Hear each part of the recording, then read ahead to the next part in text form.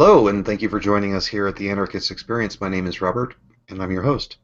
Today we're going to be discussing a variety of topics. I've got Jake Tompkins here with me from Red and Black Media. What is it? Red and Black Revolutionary podcast, right? Yeah. Very good. And we're going to look into some different things like police. What do we think about police? How do we respond to individuals who have chosen to enter the law enforcement, um, I don't know, job market as our society exists today. Also, perhaps we'll get into how it is that a future society would handle these kind of issues where you got somebody who acts in a way that is not acceptable. Whether it be violating someone else's person, beating them up or something like that, or in the case of if we have a society that respects property, then theft of property and so on, breaking of agreements, lying, cheating, stealing, all those kinds of things. So let's go ahead and get into it, Jake. First of all, I mean, do you have any comments about how it is that we should perceive or interact with people who have chosen to enter the glorious career of being a law enforcement officer? Well, I mean, my thing with them is that I don't necessarily think that they're all like completely evil people. Like I don't necessarily think that they're gonna eat your baby or whatever. But I mean, but the fact is that the large majority of them can, act like their personality goes in that direction because of the positions of power that they hold.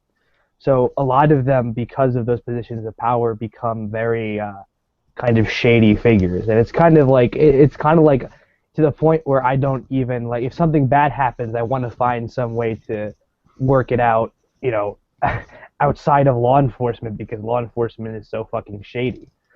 Yeah, Um, I agree. I think that there is some sort of intrinsic draw for sociopaths and violent aggressors and so on to the particular occupation because of the assumed legitimacy of their acts of violence that is kind of like a flame drawing the moth to it. Um, it's a career that you can say, hey, man, as soon as I put on that badge, I've suddenly got respect, and I didn't really have to right, do that much. I also get to tell other people what to do, and that's kind of cool. I like that. right. Yeah, I mean, like like the thing is, like they, like they're just not like a good group. Like I would honestly call them like the FBI likes to classify, let's say, certain fan bases of bands as gangs. So like what they did with the Juggalos, and I honestly think that the FBI and the police themselves are a gang. Sure. I think that they are like the personification of organized crime. So it's like I don't like they're just it's just like for on the large part they're a shady group. Like they're not something I would advise people that they don't deal with them as much as they can. And then there's also the fact of like when anarchists say all cops are bastards, right? That slogan that they champion a lot. Like what we're saying is not that all cops are necessarily like that. It's just that there's something to be said for the institutional role that they fulfill. And now, whether you want to call their institutional role the enforcement of capitalist social relations in bourgeois society, like I would, or whether you want to call it the enforcement of, a kind of status private property violating society, like maybe Robert would. Um, so whether you want to call it that or not, whatever you want to call it, there is definitely something to be said at least on both sides, for the fact that their institutional role is that of upholding a system that is by nature oppressive and by nature reproduces oppressive social systems and drives the kind of a lot of the deprivation, war, and violence that we see in our daily lives. So it's like if like can you really say that people in that position are respectable people like on the large? Like can you really say that they're not kind of like in the sense bastards for doing that? I mean, I know they think they're helping, but I could think that I'm helping by stabbing somebody in the face. Well, that's a kind So of hard comparison to make, but yeah, I get your point. Well, I think the thing that is critical to understand is that we look upon the police officer as having a different standard, a different set of rules by which they operate. Right. And these rules are things that you would never accept from a normal everyday person. For example, breaking into somebody's home, just showing them a piece of paper and saying, "Hey, this piece of paper lets me break in here," Right. is not something that we would accept from an everyday normal person to do. Even if they got together with a group of 6, 7, 10, 12 people, coming over to your home and breaking in and saying, "Oh, well, you've got this green stuff here in this baggie, and Right. you're not supposed to have that." Right. Especially if you're thinking about giving to other people for money. That's ridiculous. You can't do that. Right. We're going to cart you off somewhere and put you in a cage. That's something that we certainly wouldn't accept from your neighbor down the street, and you certainly wouldn't do that to your neighbor down the street. And then the other thing, oh, go ahead. Well, I was just gonna say, like, a lot of the time, what a lot of people don't realize, even people who are critical of like the police and stuff, what they don't realize is that like the way the police operate in terms of like, going into people's houses and shit. I mean, it's very Nazi Germany-like actually, because what happens is they do this like, they do this many times a year. Well, they'll just randomly like break down people's doors and brutalize them. Like that's literally what they do. Like for an example, one time they were doing this, they broke into somebody's house for no fucking reason, and they threw a flashbang or something into like a baby's room, like the way they were. Yeah, and she got like a huge fucking hole in her head. So I mean, like, and that's something you definitely wouldn't do to the guy that's down the street. We wouldn't find that like if someone did that, like there'd be a lynching. Yeah, right. If my neighbor did that to me, everybody would hate that person. They would think that they're a psychopath and crazy and would stay away from them, and they'd get locked up. But when the police do it, nobody even knows about it, much less gives a shit. And they have the institutional pass to do it. They've been doing this for years and years, and they have never been punished for it.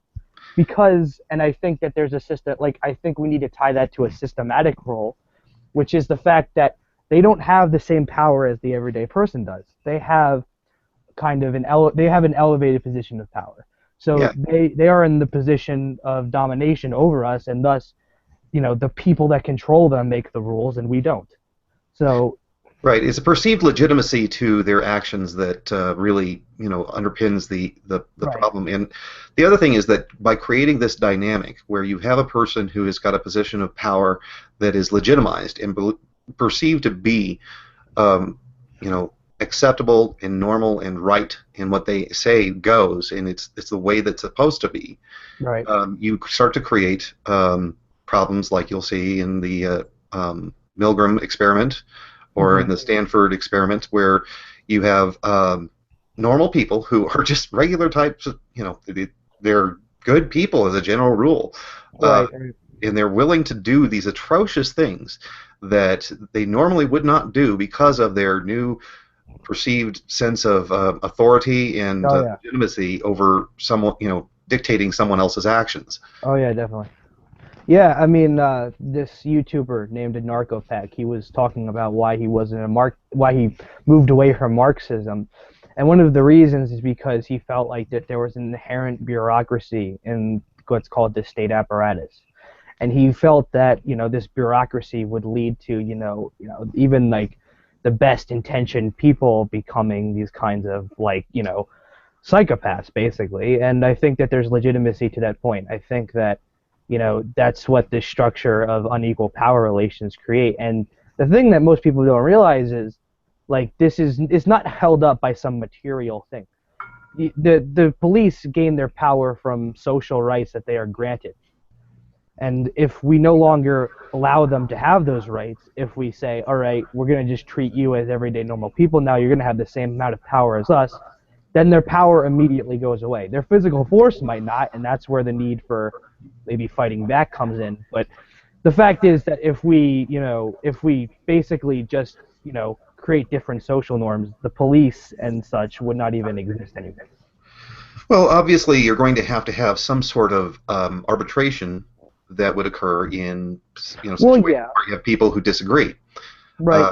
That's the nature of human interaction, is that you and I, let's say we've got three people, and you and I want to go, I don't know, we want to buy some food, and we want to go to Wendy's, and or I want to go to Wendy's, and you want to go to McDonald's, and then the third person can come in and say, well, how about we go ahead and try Burger King instead, or Right. whatever it is that happens to be the negotiation that Right. occurs. And Right. when you have two opposing viewpoints about how things should go, you do have to kind of find some way of an intermediary which will provide for the resolving of this issue. Now, Right, yeah, well, like there's also like people that have mental issues that make them do antisocial things, right? But like, and that can be like the thing that's lost among most people who see the police as legitimate is that they think that we need to have this overarching power over society in order to deal with that. And that's where I'd say no, that's not true because there are ways of dealing with that horizontally. There are ways of dealing with that where power is shared among people and nobody is given the green light to basically coerce society in any way they feel like. So, and it has been done that way many times. oh, So, sure, like, absolutely. I mean, I you would mean, see that common law actually, occurred in a very large number of different societies where you would have people who were working together in different communities, and you would have um, somebody do something that's really crappy, like I don't know, kidnapping somebody's right, daughter because they wanted to have her as their wife, and they said, well, no, this is not acceptable. And right, so then there was a group of people who would take action, and now these groups of people could be from different tribes or different right, sects or different organizations and so on. But everybody understood that, yeah, if this particular group of people decided that they're going to arbitrarily start going around and kicking down doors because of somebody having green stuff in their refrigerator, mhm, then the response would be, well, actually, we're going to go ahead and pull out our weapons and we're going mhm, to take them on. This is not acceptable. right, Well, obviously, as we have, improved our understanding of how violence sucks, mhm, right, we try to come up with negotiations and how to resolve these types of things and how to exclude people from interacting in our lives with each other by ostracizing them and so on. And there's a variety of different methods that you can use to um, prevent people from doing things that are obviously antisocial or violent and bad people. right, So it doesn't have to be some overarching ruler-based, oh, you guys go out and tell people what to do kind of dictate. Uh, right. I mean, the thing that like most people don't realize is that the state only came about through through a certain period of or at a certain period of time where there was a certain mode of social organization that took form. It wasn't like something that existed throughout all of history, and that without it we'd all like pop in, like we'd all like fucking explode or something. Uh, it's a specific structure that has taken form over a certain period of time, given certain social contexts, and those social contexts haven't existed all the time. There are places where those social contexts don't exist right now. There are, uh, and we don't have to have those social contexts; they can be changed. So that's what my argument would be in that way. But I think where we have room for debate is what kind of institutions do we think would be better than the state, and what was the driving mode or what was the driving force in the creation of the state and how it exists today. And Hagbird, we're talking about the police. So yeah. Well, the thing I would say is that it came along in the same type of time frame where human beings were just rife with this belief system that said that there has to be a God, that there has to be mhm, some sort of design that this spectacle of power that has dictated how the world should be has created things and made things the way that they are. And mhm, this normal idea, this idea had been normalized and become a regular understanding of the world and how we should interact with each other, is that there are the rulers, God, and mhm, the subjects, us. right, And the same same thought process goes into how it is that you have the divine right of kings, that Mhm. you have the divine right of the pharaoh, that they are now authorized by some specialness to their existence Mhm. to become overbearing, oppressive jerks. Right. And they have no choice but to be overbearing, oppressive jerks in almost every case because of the psychological factor that occurs when you create this dynamic where you Right. have these special exceptions, and we've seen them, like I said, with the experiments that I've mentioned. Um, Mhm. so I think that a lot of it has to do with the same kind of thinking that goes into religion. Mhm. And a lot of times you'll actually see the same type of response that you would get from a religious zealot Mhm. trying to defend their faith when Mhm. somebody tries to converse with a person who believes that we need to have a government telling us what to do. That we Mhm. have to have these law enforcement officers, or else we're going to all Mhm. go around killing each other and doing crack cocaine or heroin. Right. So Yeah. obviously, um, we need to have an evolution of the mind that takes us out of this thought process that says, okay, the only way it makes sense to me is if there's some sort of divine power in charge. Right. Whether it's the divine power of these guys because they're our leaders, or divine power of the piece of paper that gives them the power, or the Right. divine power of the right of the of the people, for the people, by the people kind of Right. claim. It's just it's ludicrous. They're people just like you Right. and me. They Right. don't Right. have special rights just because they have badges. Right. Right. Yeah. I mean, but I agree with that on a large part, but there are certain things that I would take issue with. Like So what? I do think that, the kind of elimination of that institution, like I said before, is going to have to come with those social contexts that you just said, saying that, all right, these people shouldn't have these special rights. We're not going to grant them to these people anymore because it doesn't make sense to, right? It only, hurts our society in the long run. But then I also think that there needs to be more context that ANCAPs typically don't have when they're talking about the evolution of the state. The state, and it's kind of interesting because the way ANCAPs describe like the evolution of the state and how it came to be is different from ANCAP to ANCAP. Whereas, say Marxists have kind of solid way of describing how that came to be. But so like ANCAP, like for instance, Stefan Molyneux, he thinks that if I remember correctly, he thinks that the state has like always, for the large part, has always been a factor in society, right? And we have never seen the glorious stateless society that he advocates. Um, so and then we have like your argument, which is like, well, it came to be because people took a religious mentality. And I think that there's greater context to give to that. Because what you had when you had the kind of arrival of the state on the scene is you had what's called the division of society into certain relations to production, right? So instead of like it was at the, kind of, Okay, you're breaking like, up. oh, I'm breaking up. Okay, hold on. Is it any better now? No, it's still got a little bit of a problem. Let me go ahead and introduce our second guest here. Um, Mr. Hagbard, welcome to the show. Ahoy there, good to talk to you again. Okay, looks like you're getting a little slow there. Let me check to see if it's me. Yeah, because I can hear Hadward fine. All right, how about go ahead and say something now, see if it works. Ahoy there, can you hear me? Nope.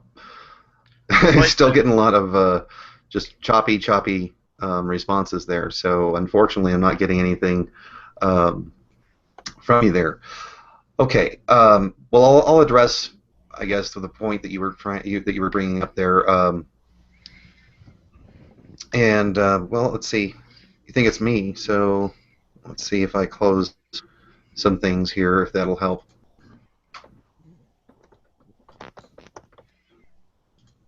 All right, go ahead and say something. Hello? Nope. Still is probably. Sorry about that. I don't know what's going on. Let's try it one more time. I'm hearing some paper rustling. Okay. Can you hear me? Yep, perfect. All right, that's good. All right, nice. Hagbeard, can you hear everything correctly? Yep. Oh, sorry. Go ahead. I'm asking. Yeah. Hagbeard. Hello. Hello. Maybe he's AFK. All right. Okay. So then it was me, and I fixed it. So it looks like we're good. Okay. So, please continue. Right. So my take on the evolution of the state is that the state came about at a certain period of society where you had what was called the development of differing relations to production. So at the when human society first started out and we first became a culture that engaged in production, what you had was one holistic relation to production where people would produce things for directly social purposes and then use them for those purposes. So say I would create like a tool for farming, and then that tool for farming would be used for farming, right? It wasn't a commodity, which was something that was made for exchange on the market, right? And so what happened was that people, with the rise of agriculture, people started to divide up into what we call classes, differing relations to production. And so what happened was there was what's called a division of labor. And so certain people became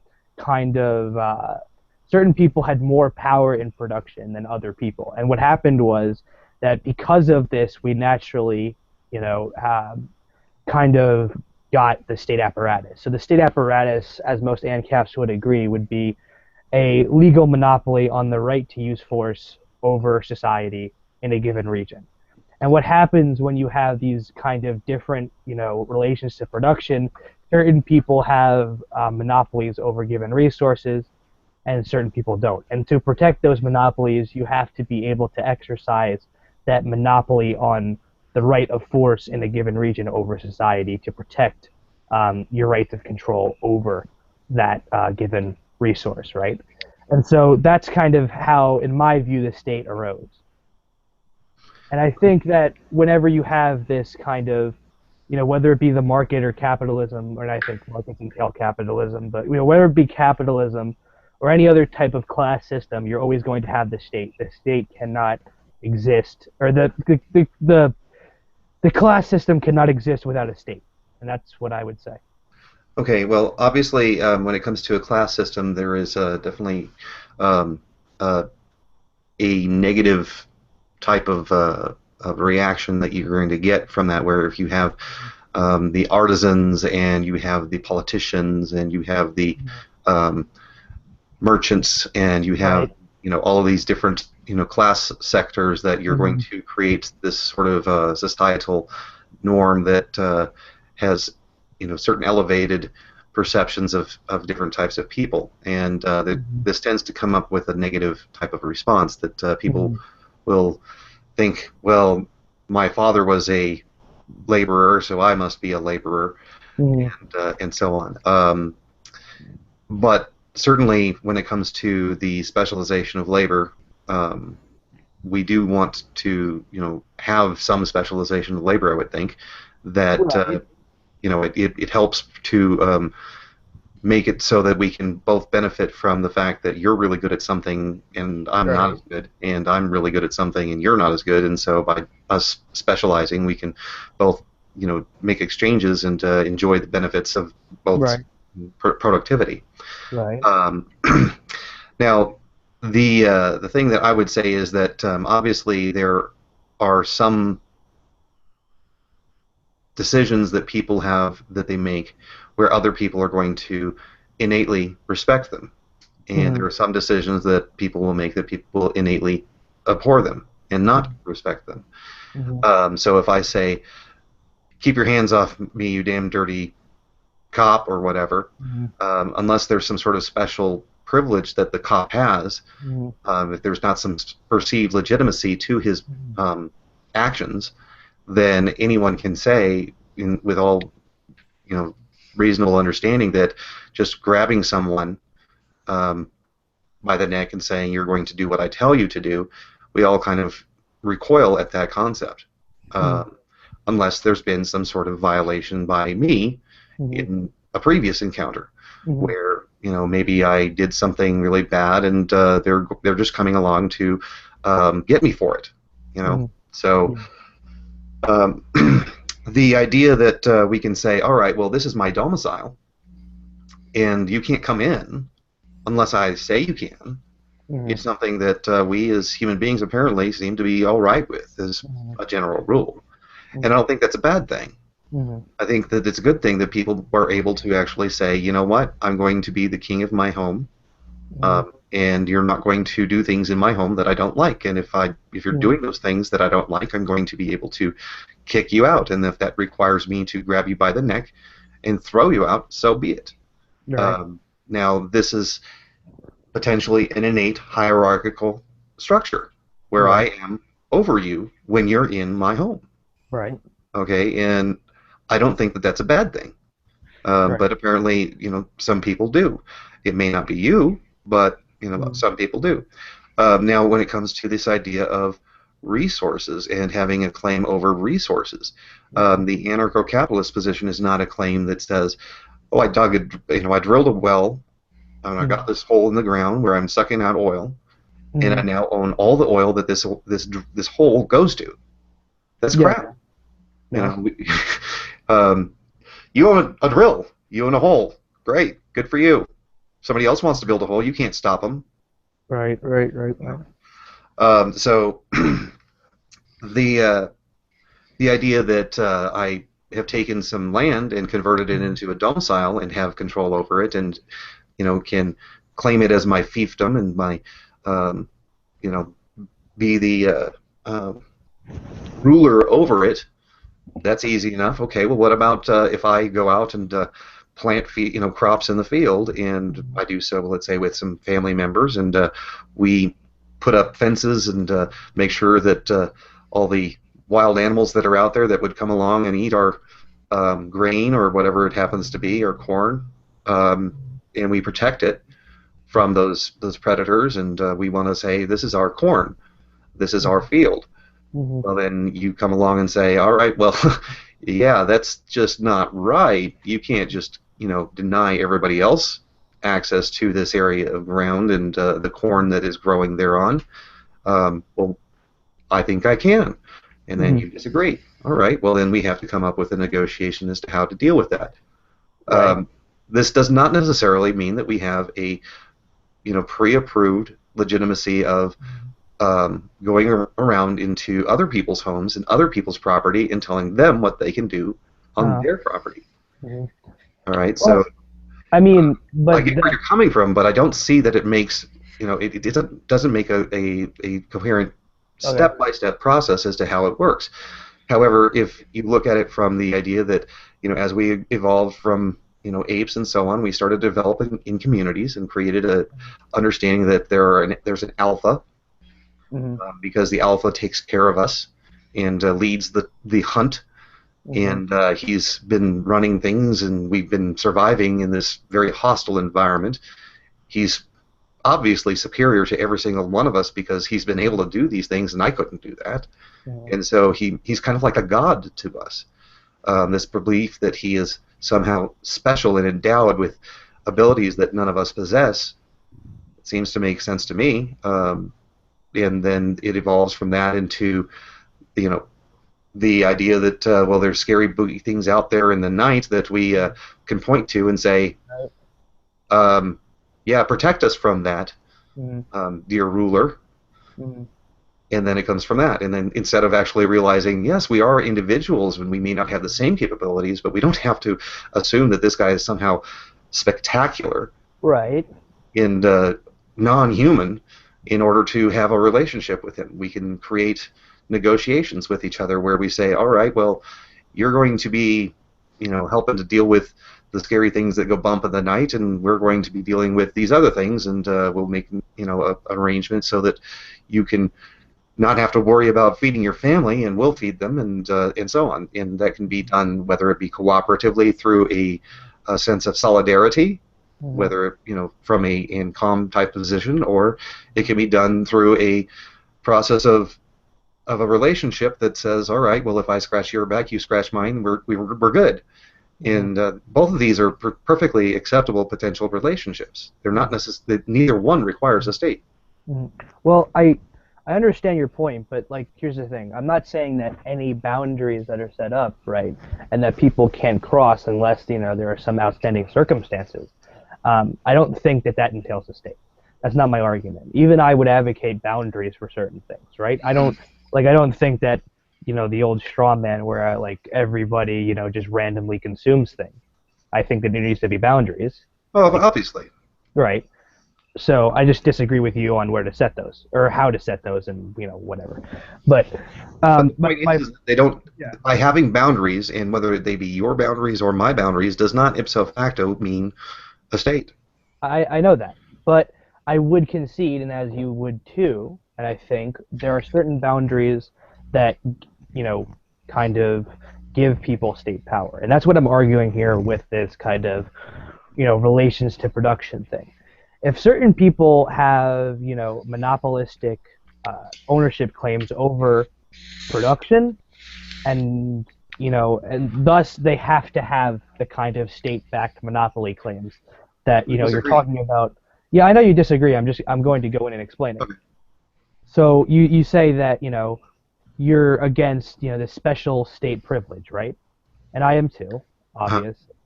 And I think that if we're going to properly be against this and properly construct a society, right, where this happens, where this doesn't happen, excuse me, then I think that we're going to have to get rid of differing relations to production, right? And that's No. not to say, I'm going to explain, right? Yeah. Sorry if this is long-winded or whatever. That's all right. Keep on. Yeah. So like, where was I? That we have to create. Yeah. So basically, what I'm trying to say is that and this doesn't mean that I think that there should be no specialization of labor. I think that should happen. What I'm saying is that there needs to be equal control over the productive. There needs to be equal control over the productive forces of society by all in society. So that control needs to be participatory and kind of horizontal. And if we're going to actually have a stateless society, because what happens when you have the absentee control of production, and thus certain people monopolizing production, as an ownership claim for themselves, what happens is that in order to have that ownership claim, they need to have a monopolied right of coercion over the rest of society. At least that needs to back up the property claim. So, if I can't stop, X person from transgressing against what I want to do with this ownership of what I want to do with this piece of production, then I don't really own it. I don't own this production. It's in a resource commons rather than being I own it exclusively, and thus the concept of private property breaks down if that monopoly claim is not there. And so because of that, absentee ownership of production and class relations entail a state. Okay. Well, first of all, you're using the word monopoly wrong. All Okay. right. A monopoly is an exclusive control over a particular type of industry or type of resource or type of productivity capacity. Okay. So now, if, let's say, for example, I have a farm and I've got, I don't know, a silo that stores grain, okay, that does not deny anyone else from creating a silo, from creating a field, from planting crops and growing those crops and putting that grain into the silo. Similarly, if I create a water mill that is there for me to grind the grain into flour so that I can use it to make bread, then sure, I've got the only right of control over that mill, sure, but that doesn't mean that I have a monopoly over mills. Mm-hmm. You can create a mill.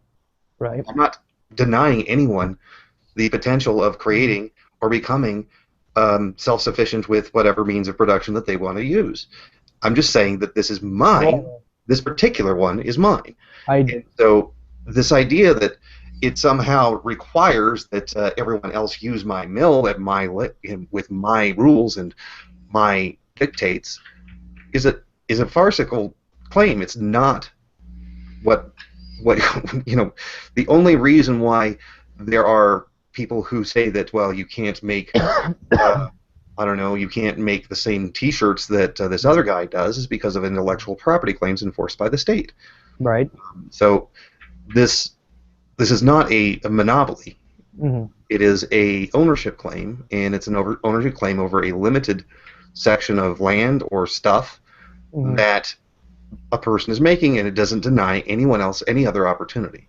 Okay. But it does have it gives the owners in the certain relation a monopoly over the decision-making power within that relation. Oh, absolutely. In every single situation, there's going to be potentially a person who has the monopoly over decision-making. Like, now, like, for example, a woman who is in a relationship has a monopoly over the decision-making authority for whether or not they're going to have an abortion. Right, but we're talking about the monopoly over the decision-making power of other people. And that's the big issue. They don't have the monopoly over decision-making authority. well, okay, so let me say this, because I think this might bridge the gap a little bit, at least in some capacity. So I'll concede to you that I was using the word monopoly wrong. I can see your point with that, right? You know, but the thing that I want to like highlight here is that you're saying, oh well, you know, I can just create another one there, you know, so I don't have, you know, any control, or the person with the ownership claim doesn't have any control over me. I can just create another one. Well, that's ignoring the fact that I'm still limiting your access to resources in some way. So, right, so if I exclusively control something, leaving out the word monopoly, if I exclusively control something and no one else has any rights of control over it, right, especially production, because that's how, you know, we provide for ourselves. Okay. If I have that control, then I must be able to use it in whatever way I want, and I must be able to exclude you from stopping me, right? Sure. So, right, so doesn't that entail a kind of right to use force over society in the way I see fit? Doesn't that entail a kind of state? Because I am limiting. If you're going to say that's. Hold on. I'm not done though. Wait, no, I get to respond here now. All right, and Well, go back. I still have. I have to insist. All right, you can make the same claim about the domicile. That's all I wanted to say. Okay, Please sure. continue. Okay, yeah, sure. I will. Yeah, I have no problem in saying that, right? But here's the thing, that like what I'm saying here is that you like whether or not I may be able to create another silo, I'm still limiting your access to resources in some way, where I am completely excluding you from the control over these particular resources that I have the exclusive claim to, and thus I have a right of coercion as I see fit over society. Definitely, right? So No, like. no, not at all. Not at all. Similarly, I have an exclusive claim over the resources of nitrogen and carbon and oxygen and so on that exist in this particular body right here. And I'm denying you the ability to use them in the way that you would like to. And I'm claiming that I have authority over this stuff, and you can't get to use it the way that you would like to. Sorry, it's the way it works. It's not about not like telling people that they can't use it in any fucking way they feel like it. It's not just about exclusion in general. It's about a kind of exclusive right to something, right? Yeah, so well, I've got an exclusive right to this. In some capacity, but it's not total, right? So Yeah, it is. what I'm talking about is a total right of control. So, you know, if I take, for example, my foot, right, and I completely exclude anybody else from rights of control over my foot, then I have the right to go around making people smell my feet. So I think we should define some terms real quick, because we can see the similarities and differences in a Venn diagram. When we talk about free association, we have freedom of, from, and within. And ANCAPs believe in a certain degree of freedom of and from association. They're fine with people associating with where they want to, as long as it's within the rules they advocate, and they're fine with people disassociating from associations, as long as it's within the rules they advocate. I personally think that market pressure and market coercion, economic coercion, minimizes freedom of and from association more so than if we didn't have it, but that's another topic. The difference is freedom within association, because libertarian socialists of all kinds, be they mutualist or communist or in between or beyond or whatnot, all of them believe in freedom within association, meaning you shouldn't just have the ability to associate and disassociate. That's not sufficient. Those are necessary conditions for freedom, but not sufficient conditions. And what would be sufficient would be if we also have freedom within. So within the association, every single person retains decision-making power proportionate to how decisions affect them, and within the norms that capitalists advocate, it's fine for the owners to have the final decision-making power veto over decisions that affect other people, and any decision-making power given to subordinates within those associations can be taken away at any time by the owner, and they have the final veto. So Right. So this is what I'll say, right? That's a good point that Hagbird brought up, because that ties into why I think this argument of, oh, well, I have exclusive control over my lungs, say, is completely false. I can't take, like, for instance, I can't, say it was possible for me to surgically remove my lung and go slapping people with it. I can't do that, so I don't have But the that's denying them exclusive control over the things that they That's own. why this concept of exclusive control is dumb, because it's completely conflicting and oppressive, right? No. If I have exclusive control over something, right, they're like completely exclusionary rights of control, where no one else has, can influence my decision-making power, then I am ultimately an oppressor, and I am ultimately a state. No, And that's not true. Where That's not true. That is Look. true. How is that not true? Okay, it's my turn to talk now. All right. Okay. Look, we as human beings make decisions. Decisions have outcomes that affect matter, the things that we see in the world. All right. Now, sometimes we're going to have disagreements as to how these things in the world are manipulated, what happens to them, what goes on with them. Now, when we have these disagreements, we have to come to a decision as to how we come up with authority over the final decision-making authority. All right. So we have a norm that we accept as a society. Now, we can have the norm being the current user decides, how the product is used, and how whatever it happens to be is put to use. Whether it be a hammer and the person is holding in their hand and they're like, all right, I get to use the hammer any way I want because it's in my hand and I'm the current user.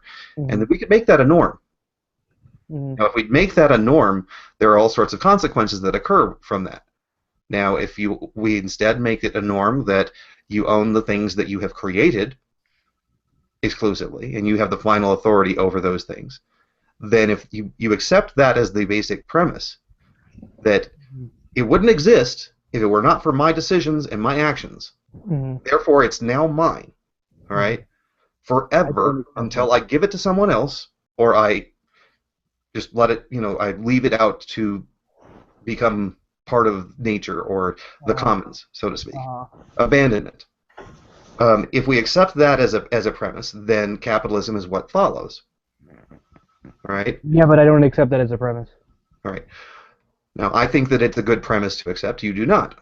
All right. Yeah. We have different premises as to what happens. But, back to trying to resolve the idea that we have some sort of innate creation of an oppressive state or innate creation of an oppressive power structure.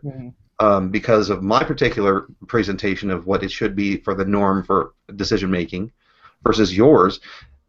Okay, if we go with yours, what is the authority? How is the authority determined? What are the conditions that you have? It's not I'm currently in the possession of it, because I'm sure that you would accept that if somebody else just grabs something from you, they don't immediately become owner of it. Well, the thing that what I advocate, is the same thing as what any other anarchist would advocate, any other consistent anarchist would advocate, would be where, a set of resources becoming the like the complete exclusionary property of other people, or of certain people, we give collective input into the use of that property. So the same way as in, I don't have complete exclusive control over my foot because other people have to stop me from, making them smell my feet, it would be the same thing. So the use of resources would have to become part of a commons, right? It'd have to become part of a commons and have to be subject to collective decision making and the concerns of everyone, right? Instead of just the concerns of one person who, pissed on a bush. Right. Well, when you say that the collective, decision making thing, are we talking about direct democracy? Yes. Okay, so direct democracy is, if we've got a group of 19 people, it's the 10th person who's the final authority. No. Well, because everybody has a degree of authority over the decisions that affect them, because the democracy is occurring within a free association.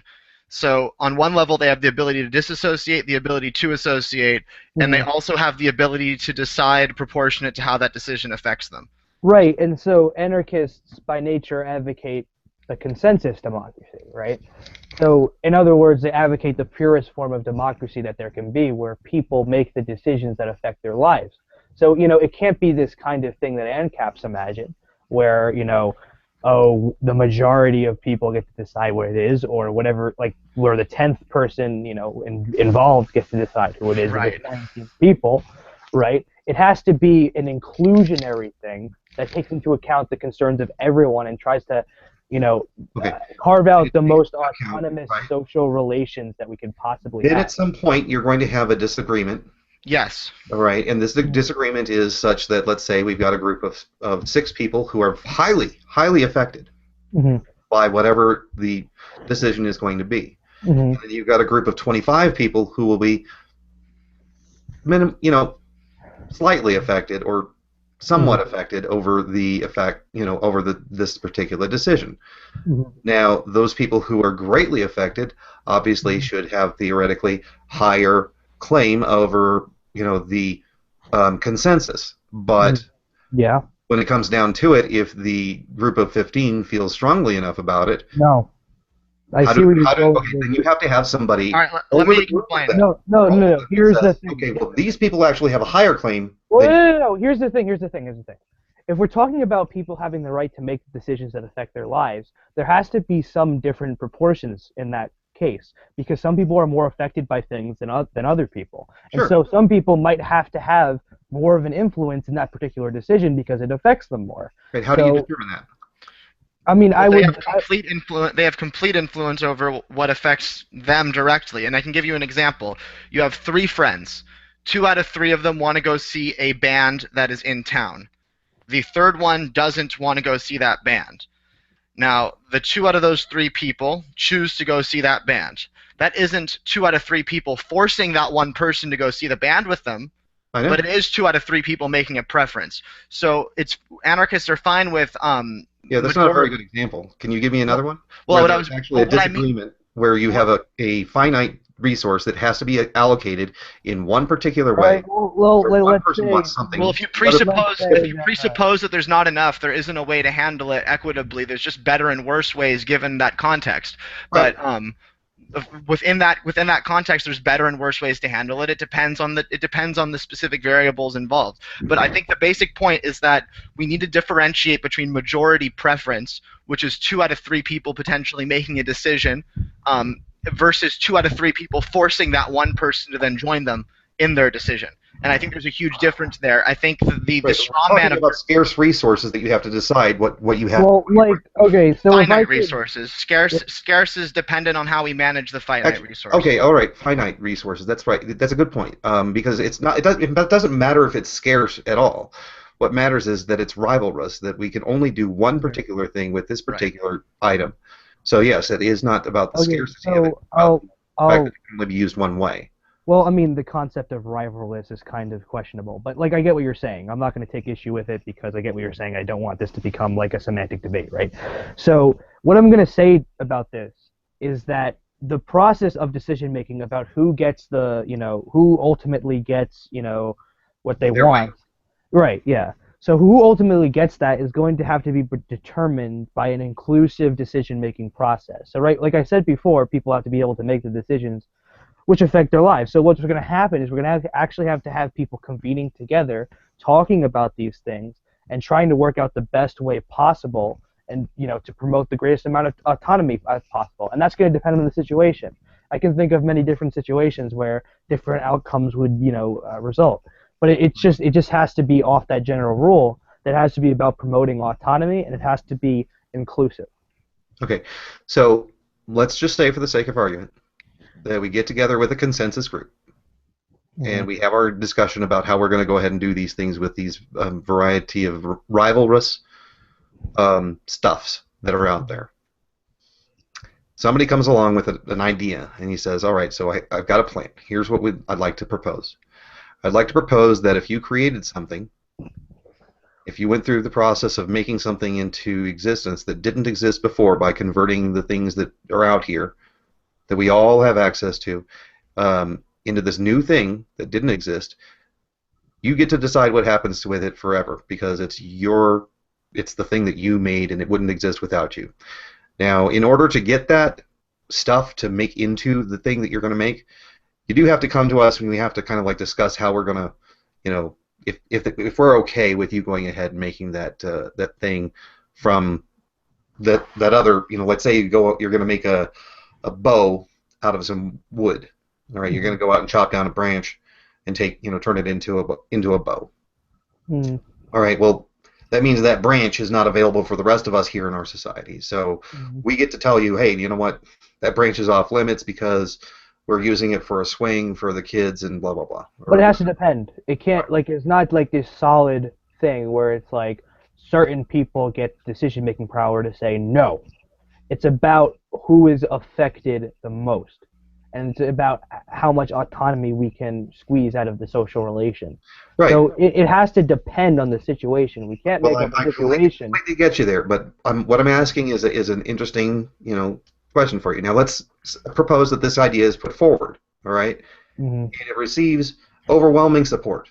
That we have a preference for this idea that if it wouldn't exist if you didn't make it, so it's yours and you get to decide, and you're now exclusive authority over it. We will not bug you about it. We won't say anything about it. It's yours. You get to decide what happens to it.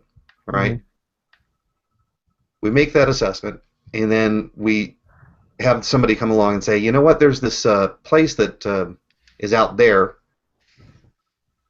that has some stuff that I'd like to do some things with. Is all right if I mess with it? And they're like, well, what is it? Well, it's some. There's this big mountain that I'd like to go ahead and dig a hole into, and then take some of the stuff and turn it into a liquid that I can use to color clothing or whatever. Nobody's ever seen this mountain. Nobody's ever been to this mountain. Nobody ever knows this mountain exists. It's just out there. They're like, what do we care? Go for it. It's yours. Have fun. All right. This is what we're talking about when it comes to homesteading, that we're talking about somebody going out there and finding something that nobody has made claim over, that they can say, all right, well, I've created something from nothingness as far as everybody else is concerned, and it's mine. All right, now, this does not... That entails the right to monopolize, or leave out the monopolize. That entails the right to exclusive decision-making power, even if other people end up being more affected by it down the line. It does. Say, for example, as a premise, and if we have, well, but that's the premise that you're advocating. Right. And if we have a society that agrees upon that, all right, let's just say that we do. It can't be like, but like I would agree to that, but it has to be subject to further decision-making. It can't be like, if you make something, right, and because you've made that thing, you made it, and nobody else had a claim over it, whatever. If you homesteaded something, then it's yours completely. We could have that, but it needs to be subject to collective decision making. It can't just be like, you're going to have the oppressive control over that. So did you notice that by you saying it can't, that you are actually making an ownership claim over it? I mean, what do you mean by ownership claim? I mean, if you're talking about an exclusionary, like nobody else has decision-making power, then you are asserting an ownership claim over it by saying you can't do this with that. It depends on who's involved, though. Like, so who is making it? You are saying that thing over there, you have final authority over whether it can or cannot be used in this particular fashion. No, I'm not. Well, there isn't even a property claim if no one else is involved. If it's just one person, one plot of land, nobody even knows about it, they're in the middle of the wilderness, for example, there's not even a property claim, because a property claim has to be a relationship between persons, other persons, and things. It can't just be in a vacuum from other persons. Right, but he's interacting with the community. He's coming back to the community and saying, "Hey, look at this stuff." But I think the exclusive. Sorry. I was just going to say, I think that if his exclusive ownership is at the expense of no one, That's fine. Exclusive ownership at the expense of nobody is different than the exclusive decision-making power, or exclusive right to veto the decision-making power of other people within a specific association who are forced into that association by market pressures. That's the difference. Great. Okay. So let's say that he does that, and then he starts a coal burning, I don't know, energy producing thing, something or whatever. He's producing coal and burning it, and this is causing smoke to come flowing down into the valley where we all live. Yeah, that's I think that's not an issue with form, though. That's an issue with content. Like, we advocate a specific form, right, which is direct democracy within free associations. But the issue of coal as a specific technology is an issue of content. And in fact, I would make the argument that we can't really talk about form properly without talking about content, because it's actually certain technological content that might determine what forms are ideal. Okay, I'm not following what you're saying there, but he's basically saying that coal is an so what social coal is an issue that abstracts from okay, let's say that I go out in the middle of no, I'm not pig, and I've got pig urine smell. Let me explain further. What I'm saying is that he's saying that coal, rather than being an issue of social organization, is an issue of what we're socially organizing around, and thus it does have some it has some implications on the social organization, because we can't, properly make decisions about social organization unless we take into account what we're socially organizing around. That's all he's saying. And also, we can have the most liberatory form. I just want to point this out. We can have the most liberatory possible form that could exist, but we could have extremely authoritarian content and extremely ignorant content. Like, you can have majority preference within a free association, and the majority can prefer something that's just horribly ignorant and that causes extreme harm to people. So I don't think that the form in and of itself is sufficient, actually.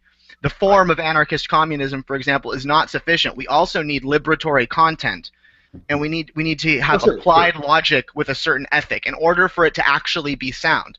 Because if it doesn't matter how amazing the form is if our content is ignorant, obsolete technology, etc. Okay, you know what? That is a very critical point that a lot of people don't realize, that is also a factor for capitalism. All right? Now, the terminology that you're using does kind of sound abstract and create some questions that people might have. So I'd like to clarify it in my own and see if I can get it right.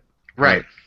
So what we have here is, if we have a society who's hell-bent on establishing a norm that is one that says, blacks are inferior to whites and therefore should be the workers, and the whites should decide what goes on. It doesn't matter whether it's a communist or a capitalist society where we have this type of a relationship. This thinking is going to cause abuse. Right. Right.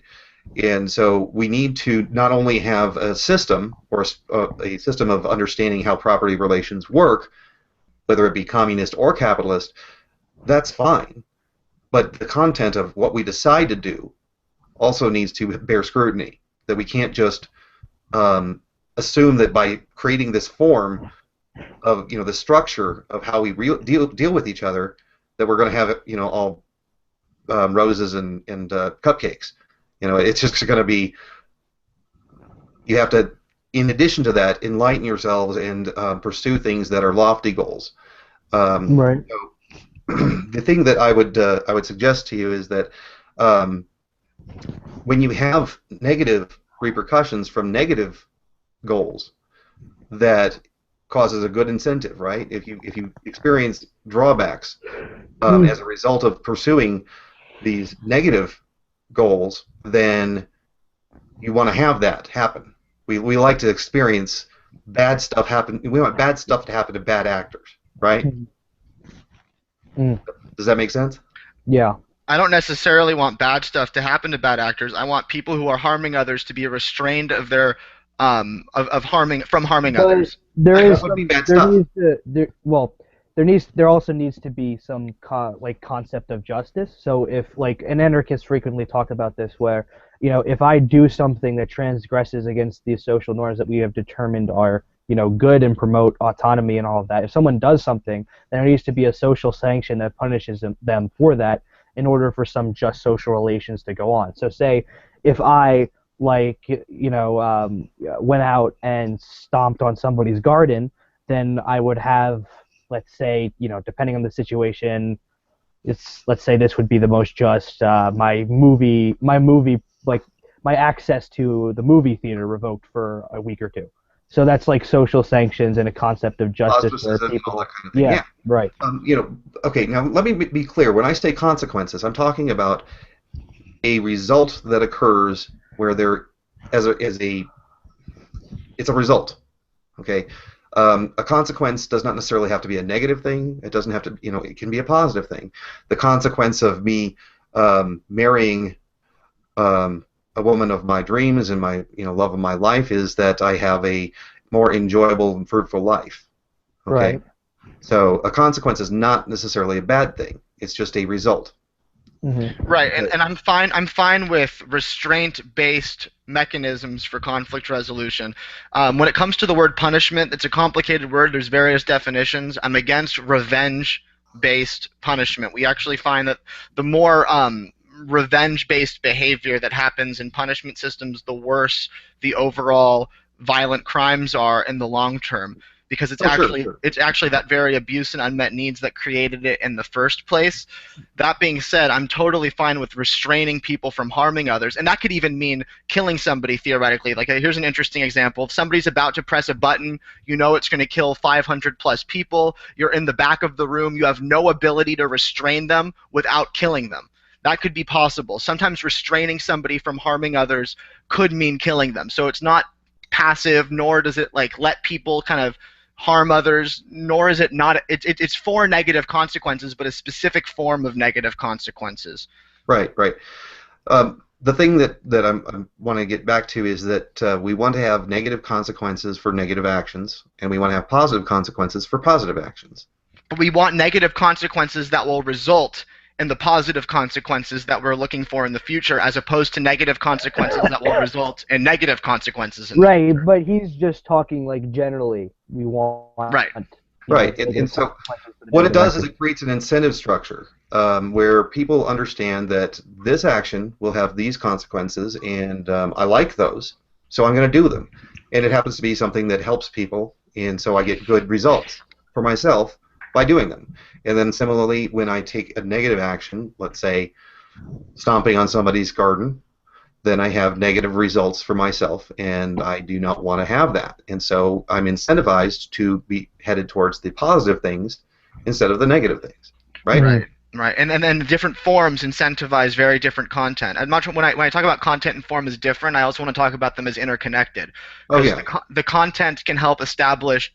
It can help. They're in a dialogue. The form helps to contribute to the content, and the content helps to contribute to the form. For example, if it wasn't for the fact that we can automate any kind of labor that's more simple than the complete automation of an automobile, if it wasn't for that fact, I think a case for anarchist communism versus anarchist collectivism would be a lot harder to make, because we'd have different technological contexts that we would be adapting to, and there might be more need for an incentive structure for people to do mechanical labor, which we find that people actually do thrive on a certain amount of rewards and punishments economically to get people to do mechanical labor.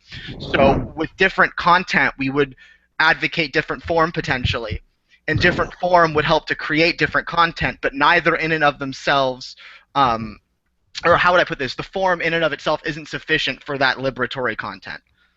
Okay. Now, the thing that basically, if I can just kind of, in case people didn't understand what he said, because he used kind of, words that some people might not understand. So what he said was, basically, just put simply, the form is like the overarching structure of something, and the content is the structure that we find in that overarching structure. And so, a form would be whether or not I am coerced into having a tea party with my cousin, right? And the content treats me within, the participation of that tea party, right? So so people understand. So he's saying that the form and content are different but interconnected at the same time. Yeah, and the thing that really can elucidate this for a lot of people is that let's say that we accept the norm that there is some sort of divine right of kings or divine right of parchment that indicates that these are the rulers that should rule over our society. This creates a certain type of pervasive incentives for people to lobby for power to be used in a way that we would not see otherwise.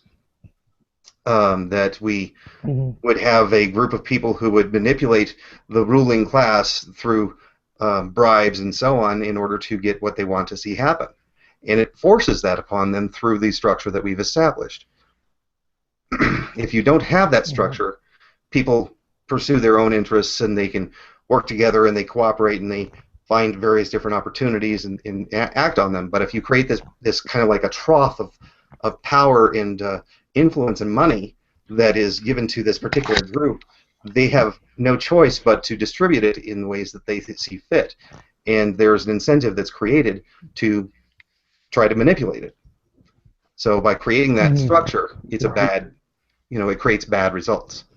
Absolutely, and that's actually my issue with the market form is the content it creates, because it creates, in production we're using profit as a proxy coming before resource efficiency and technical efficiency at every stage of production that it makes sense, and that could incentivize people to use coal even though solar power has been available for 40 plus years, and we've had enough geothermal energy to power the entire planet 40 plus years ago, but we still use certain technological content because of the form and because we're trying to maximize profit, not necessarily free energy for everybody and human needs. We're using profit as a way to, and within a market, profit is used as a mechanism for that potentially to an extent, but not directly. All right. Well, then I'm going to obviously disagree with you in the way that has occurred, and the reason why it has been tainted by the power structure that we've established called government. This power structure we have called government has forced upon this market constraints that prevent it from actually allocating resources and energy towards ends that are more efficient. Because if you spend less money, or you spend less time, or you spend less effort in order to produce whatever it is that people want, it's easier, it's cheaper, it's better. All right, so you profit by making things more efficient. Not necessarily. Oh, absolutely, you do. No. You can profit by making things less efficient, just the same. I think that it depends. It depends on the form of the market at that time. No, I'm gonna explain. So it depends on the form of the market at the time. What Marx called the socially necessary labor time. So the socially necessary labor time is the amount of time that goes into making a certain commodity. So, and a commodity is something that's exchanged in the market, or that has use and exchanges on the market. And so what happens is there are certain demands that the market creates. And so the market itself is made up of property relations and people trading those properties, right? And so what happens is, someone will say something like, well, I'm not going to give you X unless you give me X, and then that kind of creates a chain of people kind of establishing these rules for, allowing access to resources. And thus people have to make commodities to gain access to resources, and thus there is this coercive structure of socially necessary labor time that acts back on people. And what the socially necessary labor time dictates, whether it be, cheaper stuff, whether it be more effective stuff, that's going to depend. So for instance, a lot of companies practice something called planned obsolescence, where they'll basically make products that only last for a certain period of time, and to make people, come back and get more of that product when it breaks. That's just like basic, conforms to their profit interest and gives them a competitive advantage in the market. And they might not even be doing this because they want to. They might just have to stay afloat in the market exchanges of property that exist in our economy. And so this is the market, it's very unstable, and the results that you get from it are going to depend vastly depending on the form of socially necessary labor time. And socially necessary labor time is also why I think this idea of governments regulating the market is kind of stupid, because the socially necessary labor time acts back on individuals, social groups, and those social groups may include the government. I mean, it does act back on the government. They have certain profit interests. They need to stay afloat in the market as well. And so the socially necessary labor time acts back of the market, of the government too. And so that's why we have the culmination of all that and what Marx called the law of value, where the exchanges of property on the market have a coercive rule of law over the rest of society, be it the state or the individuals that act, or the other individuals and groups that act in society. Let's try to not go into multiple different topics here. You brought up that's not a different topic. I was just talking about, like, you brought up, okay, you suggested that planned on. I'm going to finish responding. All right. Now, you said that there was planned obsolescence, and then you went into some of the results that causes, and then an explanation of that. Now, first, we have to deal with planned obsolescence, and then we can go into the other different concepts. Okay. There are subsets of planned obsolescence. Now, yeah, but it has to do with what you guys were talking about ultimately. Right, so. I got that, but they are two different concepts. Yeah, okay, fine, sure. All right, so now planned obsolescence, I'm going to state empirically, is not always a bad thing. All right. Now, planned obsolescence is, however, in our society today, the type of things that you typically are referring to, a bad thing. Sometimes it's best that we have some sort of, let's say, for example, if I make a lawnmower. Believe it or not, I actually agree so far. All right. You're on the right if I make a lawnmower and I have the blades that are on there are going to become potentially dangerous after a certain period of time, they might fly off and kill somebody or something like that, it would be a good idea for me to make some sort of planned obsolescence device in there that will fail in a period of time before those blades become a danger, intentionally to cause the person to seek to have the blades sharpened and retightened and so on, and have their device force them to do that through a planned obsolescence of this particular widget malfunctioning and not working at some point. It is a feature in order to cause maintenance to occur. All right, now if we're talking about planned obsolescence and the idea that I'm going to have a Xerox printer, and once it achieves the number of 100,000 printings, it's going to stop working, is obviously a stupid planned obsolescence. Right. But it's a good way to maximize profit. And one of the big things wait. Yeah. Well, we spoke for a long time, so let Robert speak. All right. Now let's say that Xerox comes out with their printer and it has a planned obsolescence of 100,000 prints. And then let's say Xerox comes out with a printer that is exactly the same printer that Xerox has, but it doesn't have the 100,000 print jobs planned obsolescence built into it. And you have people who are talking about the different types of products, and they're saying, well, they cost the same. The Xerox will stop working after this number of prints, and this one won't. Who's going to buy the Xerox? Nobody. All right? Now, the reason why Xerox can do that, the reason why they get away with it, is because there are IP laws imposed upon us by government which prevents a competition in the provision of products that would force bad planned obsolescence out of the industry. Same thing with an iPhone. If you had an iPhone versus a J-phone, and the iPhone will fail and not work after, let's say, 4 years, and the other one will continue to work for 20, well, maybe it costs the same. Well, if it costs the same, you're going to choose the one that's going to last 20 years. That makes no sense to me, and here's why. IP laws are not typically respected by people in our society. What you have when you have IP laws is you have companies saying, all right, well, you can't replicate this. This is ours. And then people just say, fuck you, and they do it anyway, for the large part, right? The reason that well, let me go on, and then we can come up with the objections, like as Stefan Molyneux likes to say. But anyway, so what I was going to say was the large majority of the reason why people have to buy from these companies, or why people do buy from these companies, is number one, they have the financial assets that they gained on the market, right, to utilize public relations firms. They can buy public. Well, all right, but let me finish again. They can pay public relations firms to put out these advertisements that, basically, and I'm not trying to sound conspiratorial, basically amount to, you know, what our current technology can support in the form of brainwashing. And so people don't actually know that this planned obsolescence is going on. And they can utilize the public relations firms to make all these TV ads, to make these billboard ads that basically keep people into mindless consumers. And then there's the factor of the fact that they gain all this wealth on the market because the market unequally, you know, naturally unequally distributes wealth, because the exchanges have a lot of the exchanges of property have a lot of spontaneity and aren't allocated equitably.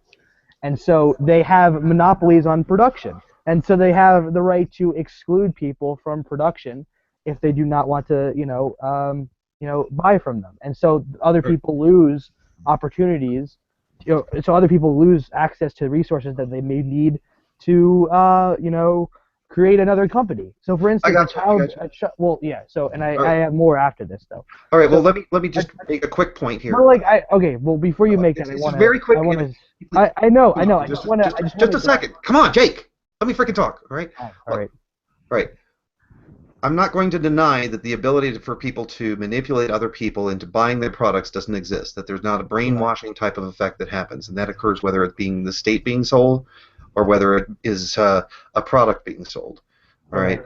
Now, that is a totally new area that we're going to have to explore, and we can get to that after you finish your concept. But I'd like for us to not necessarily go into that yet. If we could stay on what we're talking about as far as this idea that it's not planned obsolescence, it's not IP law that restricts things, it is more what you're saying. Okay, fine. So, like, what I was just trying to say is, like, basically, like, the child in Uganda, they can't start up a new company to make an iPhone for obvious reasons. It's because the market has not advantaged them to the point where they can do so because of those spontaneous exchanges of property. And then there's also the fact that what many people don't realize is the market, through its illusion of free choice and its illusion of kind of prosperity, creates kind of consumeristic ideology. And so you're going to have people acting that way in the market anyway. Well, that's actually another new topic too. Right. I mean, But it all ties in. It all ties into. Right, but we need to try to we only have like 10 minutes left in the show, so we need to kind of like keep it focused on a particular topic if we can. All right, so the idea that the companies don't respect IP law. No, they do. They absolutely do. All right, people don't. You know how much money that companies spend on their lawyers every time that they're going to create a new product? I understand that completely. But what I was saying was that people don't generally respect them. So, for instance, the people that as a rule, yeah. Yeah, so it doesn't have that much of a bearing. It only has a bearing on, let's say, people who work for companies or work in the state. It doesn't have that much of a bearing outside of that. But it has a bearing on the actual people who are producing these things, and it drastically affects the society in the fact that the products that would have been made aren't being made. I can understand that, but I'll concede to you that point. But what I can't understand is how you leave out all those other factors and then attribute it. No, I'm not going to leave those out. I want to go into those too. Okay, but that's what I'm saying. Like, you can't attribute it to IP because of all those other factors. Okay, yeah, I got that. I completely get that. All right, now that is the number one cause, in my opinion. Now we also are going to talk about the idea of what is it? It's the economy of scale that occurs. All right, now if we have an economy of scale where I can go through and create a factory that produces machines or produces automobiles, all right? The idea that a certain person could come along and try to compete with me by making automobiles by themselves is ludicrous. They just can't do it. They don't have the ability to get the metal. They don't have the ability to do all these other things, to put them together and all that stuff. And the time that it takes for them to do it, they need machines in order to do that, right? And so we both understand that there is this economy of scale that occurs, and therefore there is an advantage to the capitalist who has this already established business model that has all this capital that can make things happen. Okay. Now, what you're not understanding or not seeing, I guess, is that the creation of the capital from the start, from the very basic smallest element has had these interferences of the state preventing capital acquisition or capital creation from being easy to do. It should be easy to do, and it would be easy to do without the government interference. The government, puts in regulations and interferences on all the productive capacities of every single level of the production, process. If you start off with, okay, I'm going to dig to get ore. Okay, the amount of restrictions and regulations that go into the digging and getting ore that interfere with the ability of people to compete with each other to provide ore is huge, and that makes it more expensive for you to get ore. Right? I think the thing is that you see that as an interference with the market, whereas what I would see is that the market taking its course. It's the market using the market incentives to actually undermine the very form that you advocate, because the incentive of maximize profit goes against the form of no government and no state, because the best way to maximize profit is to rig the market. Oh, no, I'm not going to deny. I know you don't. We talked about capitalism's. If you are a capitalist, right? One of the best things you can possibly imagine for capitalists that are wanting to take advantage of their wealth that they've already accumulated, their capital that they have at their disposal, is to create an institution called government. Absolutely. If that's something that I could do, if I was a capitalist and I was, had all this stuff, I would love to have a government. Absolutely. It's a wonderful thing for me to be able to increase my profits and to suck other people dry. Sure. Right, and we talked about this. It's just that whereas the ANCAPs see that as an interference with market mechanisms, libertarian socialists see that as the market doing its thing. The market's using not the market doing its thing. It's the market's incentives that actually rig the market to undermine that form. Okay, now coming back at me when I agree with you is kind of annoying, right? So when I disagree with you, then maybe you might have a He's not trying to come back at you for the agreement. He's just saying that since you agree with this, here's where we differ, and here's how this idea that I'm saying might appeal to you. Okay, well, the thing that I want you to understand is that we're not talking about the market as only being what capitalists want. All right, the people who own these particular, own the capital. Who cares if they want to have a government? It doesn't mean that we have to have a government. All right, they can try to sell it to us all we want, and if we if we have a society that respects people's autonomy and understands that we don't want to have a government, we won't have a government. It's not like McDonald's can go out and Our argument is not that capitalism will naturally, or that capitalism will naturally be able to sell that. Our argument is that capitalism and markets are, they presuppose that societal norm already. You can't have capitalism and markets without that societal norm, and that might be a debate that's too long-winded because you said you were going out of time. Yeah, but it is. But I'll disagree. I just have that debate at some point. Yeah, I just wanted to point that out because, when I'm in discussions with NCAPs, they make that point and they say, "Oh, well, not everybody, people aren't going to want a government necessarily in capitalist society," and it's like, well, but the capitalist society already presupposes that social norm. No, it doesn't. I know that. We'll have to disagree. I know, but all I'm trying to say is that our actual argument is that capitalism presupposes that, not that in capitalism people would naturally be persuaded to that, end. That's what I just want to say. Right, but it doesn't. I know you think it doesn't. And obviously I don't, right? Right. Can I go back to the meta point I brought up in regards to the form of markets and the content that they create? 2 minutes. Because we went on the planned obsolescence route, which is interesting, and we can definitely talk at length about that. But I think an interesting example to prove my basic point is that we've had the technology to automate anything simpler than the complete automation and distribution of an automobile.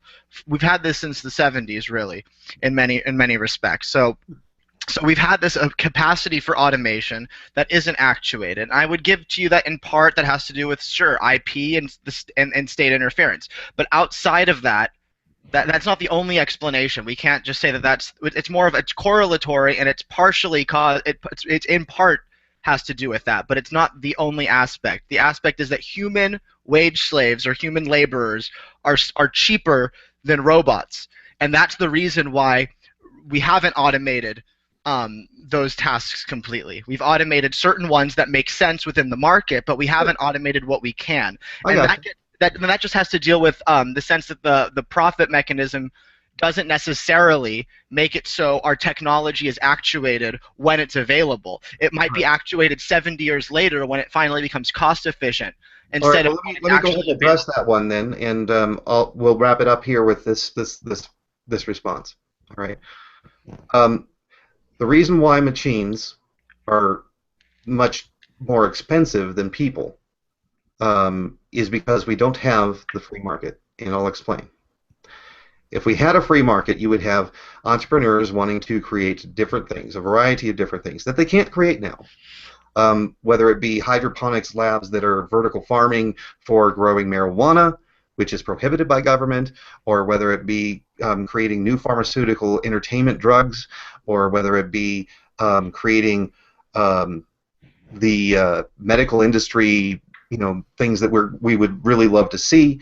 There's all these different things that people would love to jump into that they're prohibited by regulations about, you have to get a license in order to be a hair braider, and things like that. And all these interferences that occur, they suppress the ability of people to create new businesses. And these new businesses that would demand something to be done, and these some things that need to be done would be done by people.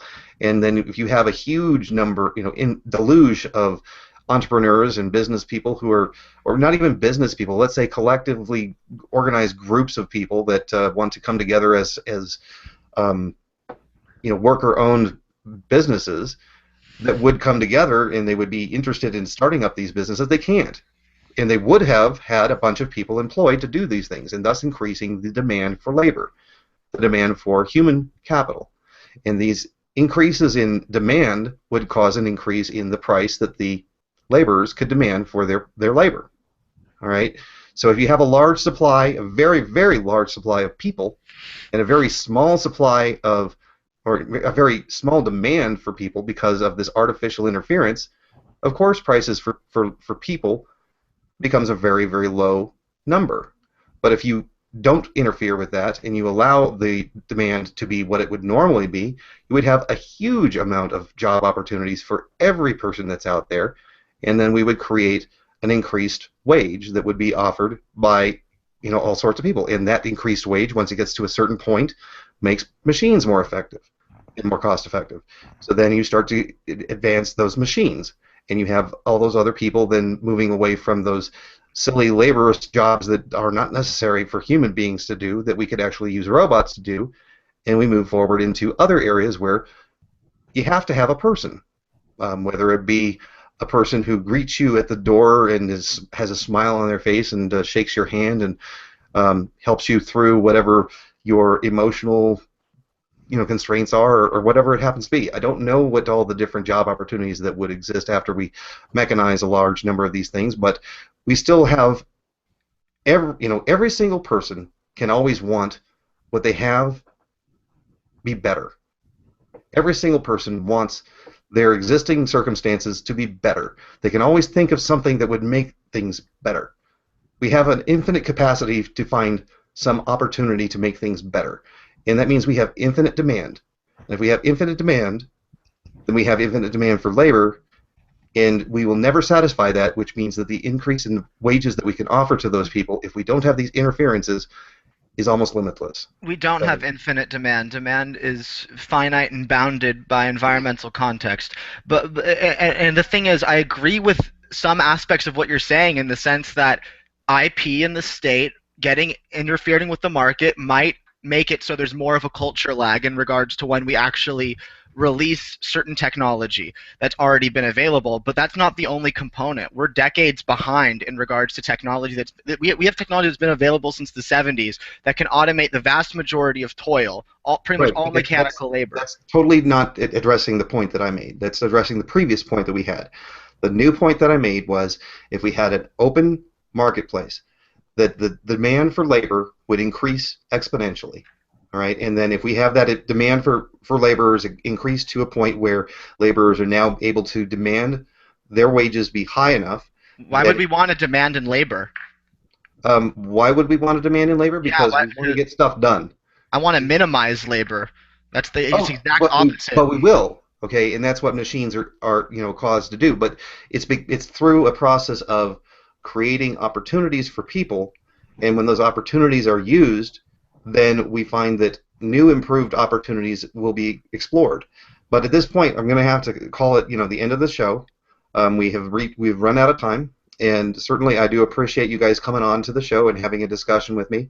Obviously, we do have our disagreements, but I think we've got some significant agreements, and I hope that people who are on the ANCAP side and the ANCOM side will actually listen to the other side and have a discussion instead of being trite and contrarian and saying, you're a statist, you're a bad guy, capitalism is evil, communism is evil, communism requires a government, capitalism requires a government. These are all bullshit arguments. Let's actually have a discussion and interchange with each other and see where we actually can meet together and come up with some new ideas and new ways of interacting instead of just pointing the finger and saying they're bad.